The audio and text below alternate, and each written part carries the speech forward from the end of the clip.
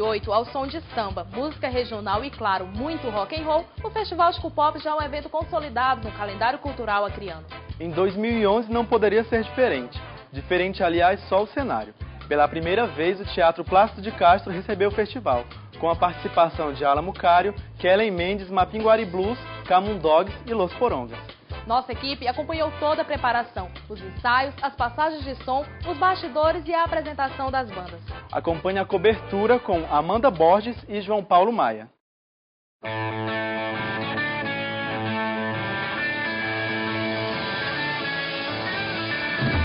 Festival Chico Pop 2011. O Laboratório de Comunicação acompanhou os bastidores da produção da 4ª edição do festival, desde os ensaios até o backstage das bandas.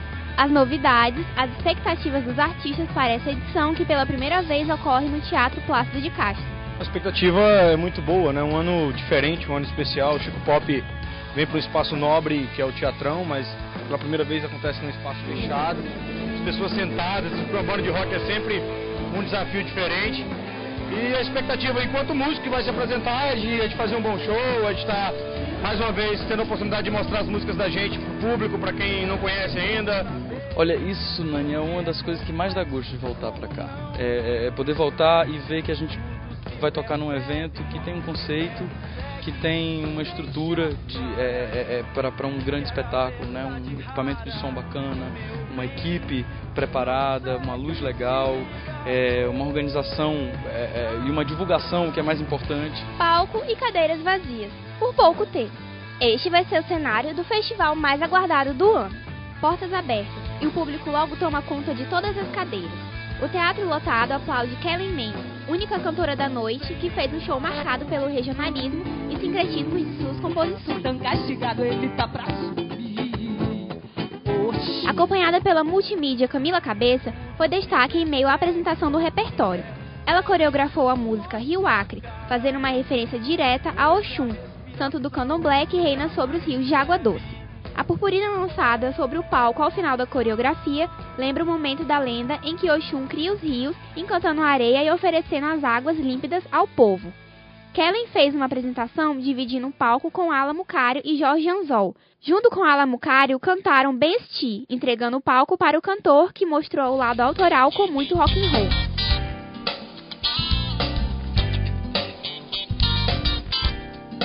A terceira apresentação da noite foi da banda Mapinguari Blues. Com 14 anos de estrada, a banda mostrou e levantou o público com músicas de outras épocas. Mas o show mais esperado da noite foi o da banda Los Porongas. A plateia foi para perto do palco acompanhar o grupo.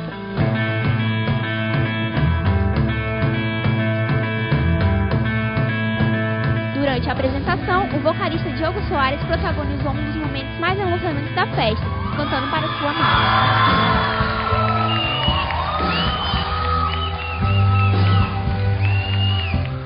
Anzol, os bons filhos sempre tornam a casa? Sempre. Ainda mais assim, pra gente que viu o Chico Pop surgindo, né? A gente tocou na primeira edição do Chico Pop e assim, ver o festival na 4ª edição pra gente é motivo de orgulho e muita felicidade de saber que o festival tá tendo sequência e, enfim, já na 4ª edição e o ano que vem, se tudo der certo, a 5ª. Venha ver, venha ver. Sabe-se que lá além de hoje guarda o horizonte o nome de amanhã.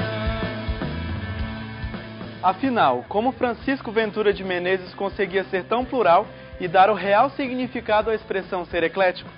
Chico Pop foi mesmo um homem à frente do seu tempo? Pois é, Thiago. Quem pode nos ajudar a responder esses questionamentos são seus amigos, contemporâneos de Chico e ativistas da cena cultural nos anos 70 e 80, Marcos Afonso, Francis Meri, Lenilson Batista, junto com a jornalista Gisele Lucena, que é uma das pesquisadoras sobre a vida do jornalista, Camila Rosbeck foi conversar com esse povo todo lá no Casarão. Confira.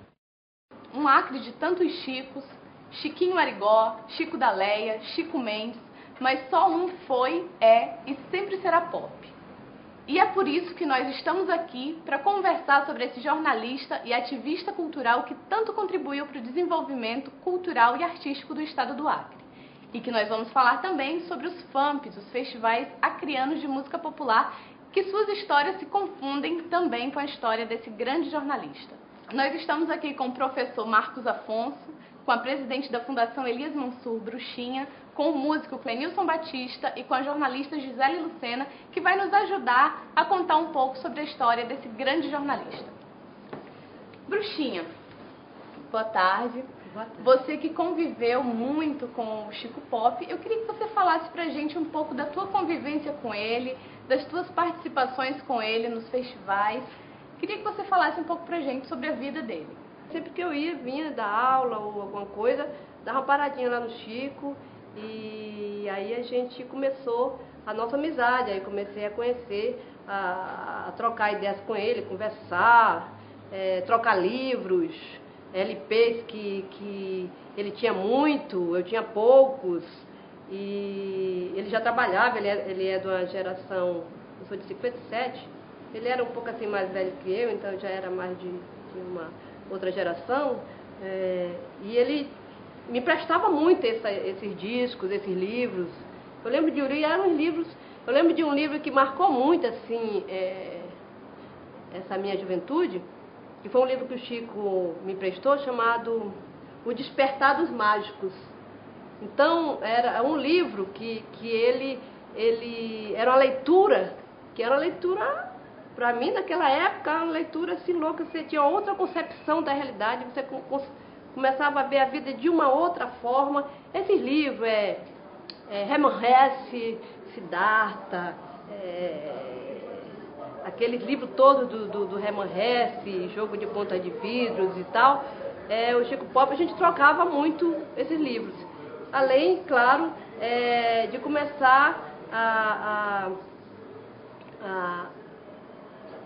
a frequentar um grupo que foi se ampliando. Aí ele conhecia o Pia Vila foi meu vizinho de infância também, meu colega de infância, de brincar de peteca, de mangueira, de espada, né, como dizer.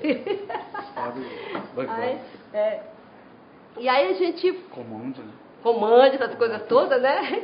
Então a gente juntava Felipe Jardim, então a gente começou a juntar um grupo ali, né, atraído, né, pelo astral e pela vivência e pelo Chico, né, pela figura dele. A gente começou a criar um grupo e daí eu tenho assim a alegria de ter participado como testemunha e como pessoa integrante das músicas que vocês conhecem, né, que o Pia Vila canta. Todas aquelas músicas, quando eu escuto, isso me remete muito a esses momentos, porque muitas eu vi nascer ali junto com o Chico Pop, que inclusive era uma espécie de mecenas, porque como era quem tinha mais uma graninha assim, eu lembro que o Pia, ele uma vez quebrou a perna e estava parado, e estava sem violão, e o Chico comprou um violão para ele, então ele tinha muito, era meio assim também, meio paizão assim da gente. Então eu lembro assim, bastante disso, e depois começamos essa amizade e nos encontramos nos festivais. Eu comecei mais também a escrever também, né, e a gente foi integrando assim esse movimento, né, inclusive até quando ele entrava de férias às vezes, ele pedia para eu escrever a coluna A Cidade Se Diverte. O Zé Leite que dizia, eu acho que o Chico Pop é apaixonado pela Bruxinha. Porque aí ele ficava assim na curtição, né? E na realidade ele era apaixonado por mim e eu por ele. Nós fomos amigos assim a vida inteira e sempre apaixonados. E pena que quando ele fez a passagem, foi mais uma das minhas idas a Brasília, mais uma temporada lá e eu não estava aqui. Clenilson, qual o papel do Chico nesses festivais que você fez parte? Eu sempre gostei muito de rock, sempre gostei muito dessa coisa do pop, e me encantou muito o movimento da década de 60, principalmente a questão da paz e amor, essa coisa toda. Isso sempre me encantou muito, eu sempre era muito encantado disso. E ele tinha essa ligação com isso era muito forte, ele passava isso naquela coluna dele. E era a única fonte que a gente tinha para conhecer o que estava acontecendo lá fora, com essas coisas que a gente gostava, com os músicos. Então ele estava sempre falando de Rolling Stones, não sei o que, Beatles, e estava sempre citando ou dando alguma noticiazinha desse povo. E era para mim a única fonte que eu tinha aqui dentro, que a gente tinha aqui dentro para ter essas notícias. A gente tinha essa carência, a gente gostava de fazer, mas não tinha onde buscar ou como fazer. Foi na época dos festivais que eu tive então esse contato pessoal com ele.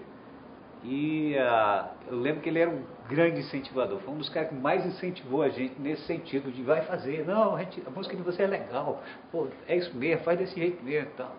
Então, nesse ponto, ele foi muito importante, porque eu via ele, para mim, era uma pessoa que eu considerava.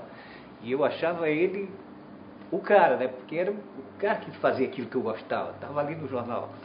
E quando ele chegava e incentivava, nossa, aquilo era como se fosse uma energia, assim, uma coisa que impulsionava. E isso, ela tem esse significado, essa coisa do incentivador, de estar querendo, ele está querendo fazer coisas, criar movimento, está querendo fazer um evento, fazer um negócio. Então era uma pessoa nesse sentido, e eu achava isso muito interessante. Lembro que depois de uma discussão ampla que eu tive com ele, eu dei para ele então um livro, com os meus limites gramaticais, chamado Seringal Astral, por causa de uma discussão que eu tive com ele sobre questão de existência ou não, de vida depois da morte, não sei o quê. E aí eu falei para ele que ficar discutindo isso era muito complicado, mas eu tinha escrito algumas coisas que falavam disso. Ele podia dar uma olhada e depois a gente ia discutir isso, mas essa outra discussão não aconteceu, né? Já veio depois, que ele fez essa passagem, né? Deixou a matéria, mas fica para a gente discutir lá no Seringal Astral, com certeza. Esse livro deve estar por aqui, hein? Com a dedicatória e tudo. Então é isso.